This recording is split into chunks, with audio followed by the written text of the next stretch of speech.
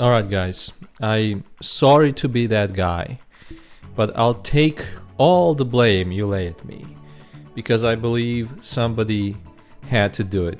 I'm sorry to be the guy to spoil the wholesome discourse about this amazing game, Split Fiction, with politics. And I'm gonna try to be very nuanced in this video. I'm not one of those people who believe that everything is politics or politics is present in everything. I don't believe that. I do, however, believe that everything that includes human creativity and humans coming together has a spirit.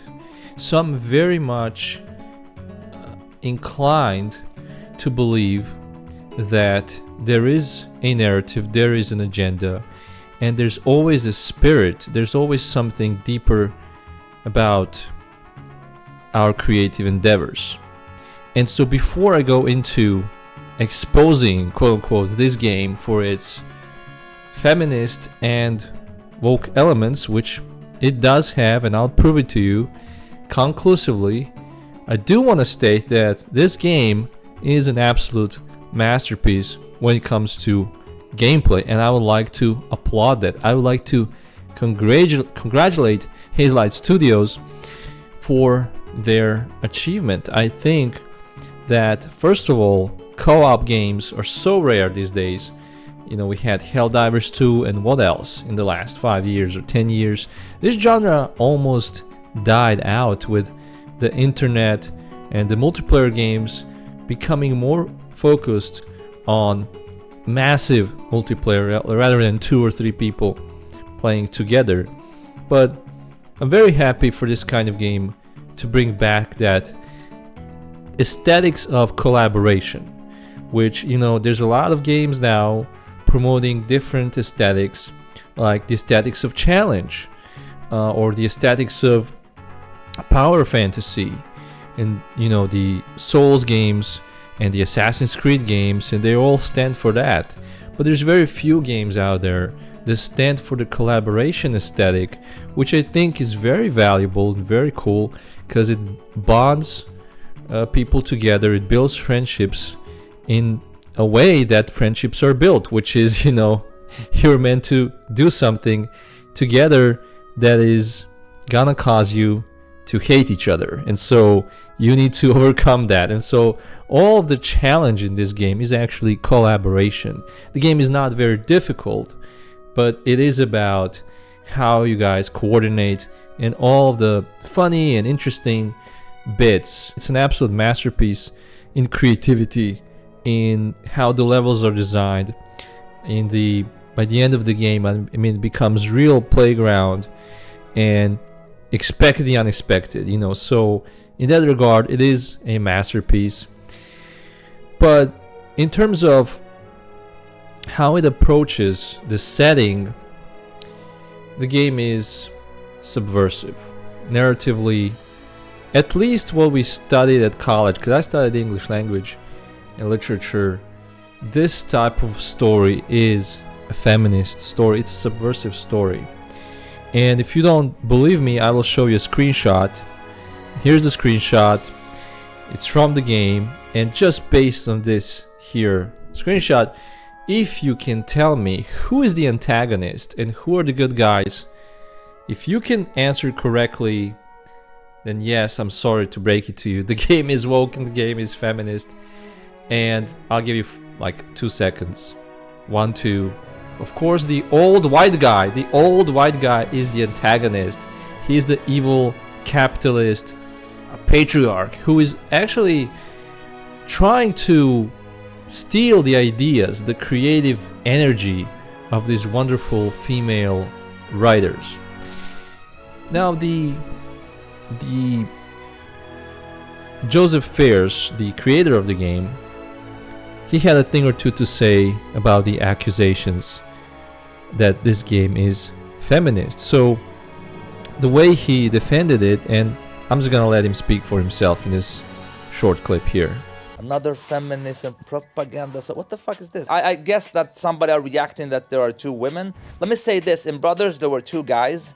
In A Way Out, there were two guys. In It Takes Two, there were one guy, one woman. And now there are two girls and everybody's complaining. Come on, man. I mean, let's face it, man. And it's also like based on my daughters. I don't care what you have between your legs. That's totally not interesting for me. Good characters is what's important. So as you can see, the way he defends it is he's saying that, well, just because it's two girls, come on, these two girls, they're based off of my daughters. And so it's wholesome, you see, it's friendship. Now, I think that anybody who would claim that the game is feminist or woke because it has two female protagonists is quite dumb, to say the least, or retarded, to say at most. They are definitely not able to read these things in the proper way. The fact that the game has female leads, no matter how many, does not make the game woke or feminist. The fact that there are writers is also not the case. There have been prolific female writers in the past, and even today there are many, especially not, I shouldn't have said even today, especially today, right, where you have a lot of female writers who are very successful. John Kate Rowland is just one that's extremely successful, of course, with Harry Potter series. But you had the Bronte sisters before, so, you know, maybe not as acrobatic with words or ideas as men are, but women can still write, and they can write great fiction, and it can be very successful. So there's nothing unrealistic in this setup. That is not what most people have a problem with when they call this game woke or feminist. The problem is with the setting, which is, again, this idea of the old white dude being evil, and then the two of them are fighting him. They're kind of posed against what should have been a father figure. And even this wouldn't be a problem. I mean, there's plenty of old white guys which are evil and greedy, and they do try to do what this guy is doing here. The problem is, we've seen this movie a million times. The problem is that maybe culture should be there not only to warn us against evil, quote unquote, but to give some positive examples. And that's one thing we're lacking. You know, the old white guy used to be, or in older stories, right? There were classical stories, or, you know, things like the Lord of the Rings. The old white guy used to be Gandalf. He used to be a patriarchal, loving figure who gives you advice, who guides you, who is helpful and overall good. And that's something that is completely missing from our way of telling stories, at least in the past 5 years or even 10 years. You just don't really see that anymore. And I'm just here fighting for representation. Give us old white guys that are good. That's kind of missing. If we're already gonna make it all about gender and skin, as these people do, they do think this way. Trust me. It's all about quotas. It's all about representation, as they would call it. Now, is the game woke or feminist if we're gonna define these terms as post-2010 woke or feminist? No, they're not. What happened after 2010 in culture, or around this time, right, is aggressive push in gender ideologies. So that's what people say woke. Most of the time they think of gender ideologies, transgenderism, LGBTQ stuff, this kind of thing, right? The push of the left towards this area that wasn't as big in the past. In the past, the left was more about the class struggle, or, you know, maybe diversity, but from about 2010 onwards, there was this push towards weird and different gender representation, non-binary, etc., etc. So in that sense, this game is not that. Obviously, the two characters are friends. They're not lesbian. They're not, you know, in that regard, It's not as aggressive, it's not as obvious, and it's never open, you know. And that's what I do appreciate about this work of art, because if you're not using your brain, if you're a normie, if you're just playing this game to have fun with your girlfriend or whatever, you guys are gonna have a blast. You're never gonna even pay attention to this because you're NPCs and you're not using your cognitive function to that level. However, it doesn't mean that it's not gonna affect you. And here is the key. There's a reason why big players like BlackRock are investing millions of dollars into these gaming studios, and not just gaming studios, but Hollywood productions, publishing agencies for books, music production. There's a reason why people with a lot of money are interested to invest in culture, because it's definitely not that they are going to use it as investment to make more money.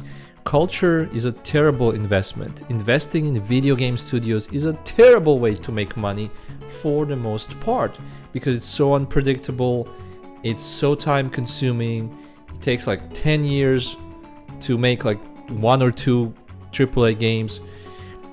It's not something that's very lucrative. It is lucrative in the sense that if you want to push your worldview, which is what people with a lot of money want to do, because they achieved everything else, they've done everything else, now they're playing with the world, and the way they're playing with the world is they are trying to take the only thing that's left for them to take, which is the souls of others. They're trying to influence the souls of the peasants. They're trying to change the way peasants think. They're trying to steer history or society in a certain direction. That's what the rich people do, especially when they call themselves philanthropists. So people who invest all this money in publishers like EA, and then EA creates this kind of game, which is so ironic, by the way. If you're a left-wing watching this video, just ask yourself, why is EA, a multi-billion-dollar corporation, sponsoring a game about an evil, where the antagonist is an evil corporation? Why is Ubisoft doing that with Assassin's Creed, where the narrative is that there is this evil corporation or evil cabal? So why do they do it if it's really the biggest problem? If that is the problem, why are they calling themselves out? It's something I could never understand until I understood that both the left and the right are kind of a way to steer the society to move in a certain direction, which is really progress, as they call it, which is really just the destruction of the old world order and the building of the new world order, where through this dialectic we're gonna reach some kind of null existence, some kind of utopia, you could say, I guess, a no place that is a place. So that is the goal of most of these people. But in this game, it is not, again, as clear. It's not in the exposition, which is what I appreciate, because there were other games, many other games that failed miserably, that had this woke stuff in the exposition. So they would actually use these terms like patriarchy. They would use these terms, right, obtusely, and that's what puts people off. Here, it's very overt. It's like reading Dostoevsky. It's a great piece of art. You don't have to take his Christianity seriously. He's not overtly telling you, hey, Christianity is the way to go, but he's exploring the idea, and clearly from the conclusion, he is a Christian. So here is the same thing. Clearly, they do have a feminist outlook because of the setup where the two girls, two creatives, are fighting against this corporate greedy overlord. And again, I'm not saying that that part of left-wing theory is wrong. There are a lot of problems with capitalism and corporate greedy overlords, but if you're trying to solve it by deconstructing human nature to the point where you're saying that all hierarchies are problematic, or all desire for money and progress is problematic, and we should all be equal and stagnant, this is where I have a problem with this ideology. And the problem really is, when it's successfully done like here, is that it will influence people, especially normies, that they are going to accept these ideas without even examining them or acknowledging them. It's kind of like the status quo. We're like the fish in the sea. We're so steeped into left-wing ideology and way of thinking, where even our right-wing today is left-wing from 10 years ago. And so it's just like kind of trying to counterbalance or slow down the revolution. But the revolution is buzzing through, and whatever the right wing try to do, it just slows it down by a couple of years.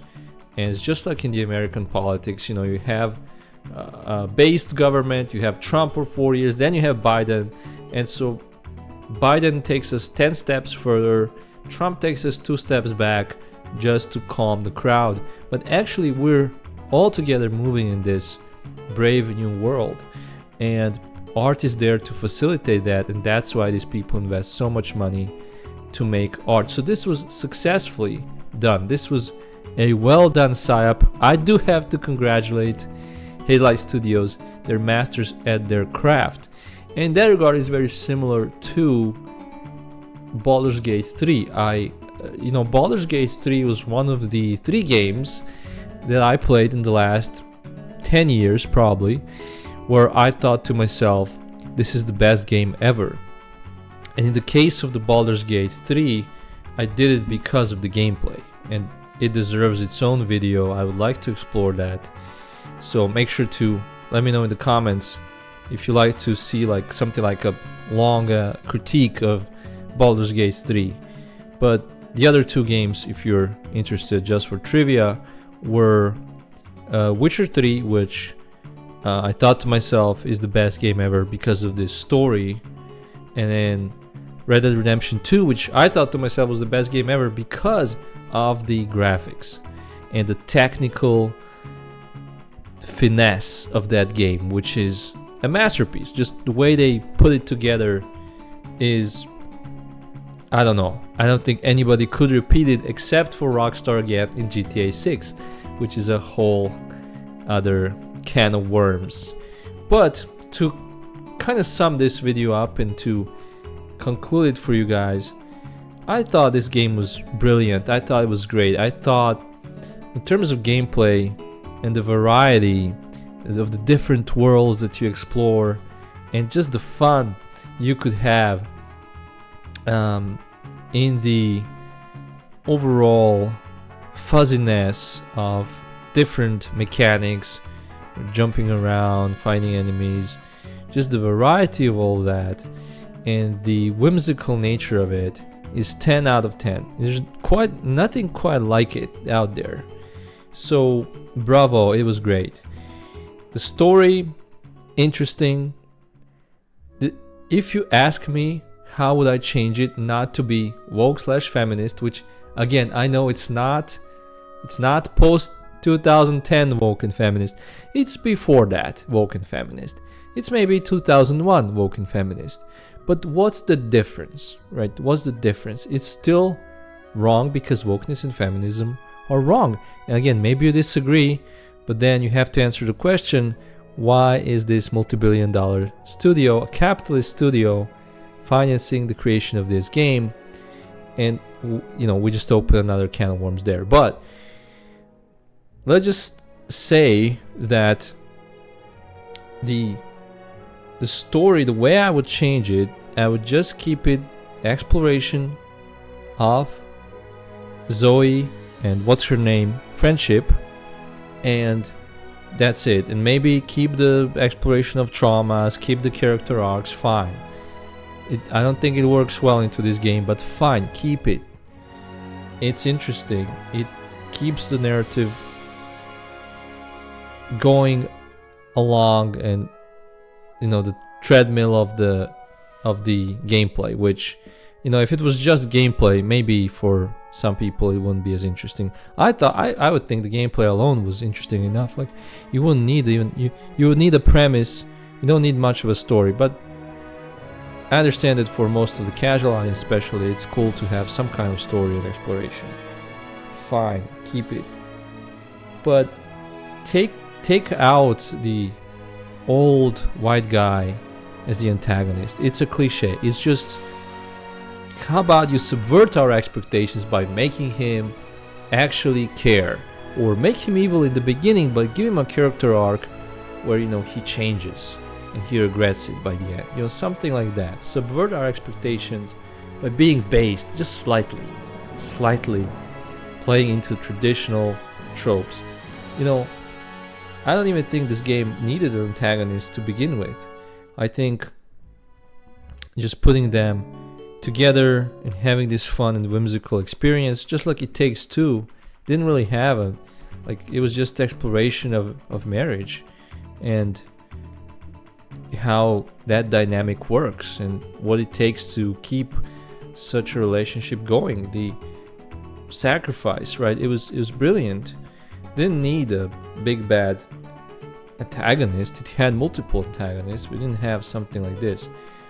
So that's what I would change, and I think in that case the game would be 10 out of 10 instead of now, which I would say is 9 out of 10. It's still fine, still decent, but I think calling this out, which is what we do on this channel, by the way, we go into the culture, we go into the industry side of things, we analyze things and criticize them so that they could improve, and so that really art can carry out its task, which is to be a signpost towards God and virtue. And that's my belief. I think that's the task of culture. If it doesn't do that, what culture does, and yes, video games are culture for very young people, which is what culture should be. It should be addressing very young people.